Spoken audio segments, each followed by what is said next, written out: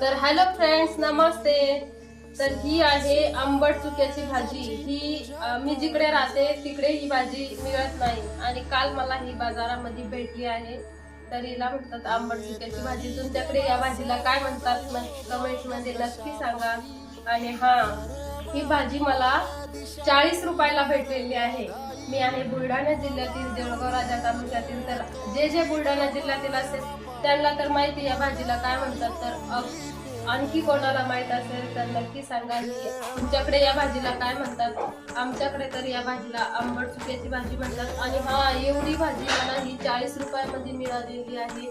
इकडे कधीच मिळत नाही, त्यामुळे मी ही भाजी 40 रुपयाला सुद्धा घेऊन आलेली आहे. तर या भाजीपासून ही खायला थोडी आंबट आंबट लागते. आणि हा, याच्यापासून आमच्याकडे मिरची भाजी बनवतात, बेसन भाजी सुद्धा बनवतात.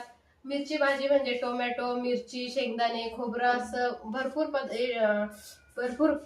भाजीपाला टाकून ही भाजी बनवतात. तर तुम्ही ही भाजी कशामध्ये बनवता आणि कशी खाता मला कमेंट्स मध्ये नक्की सांगा. आणि तुमच्याकडे ही भाजी किती रुपयाला मिळते ते पण सांगा. Okay, bye.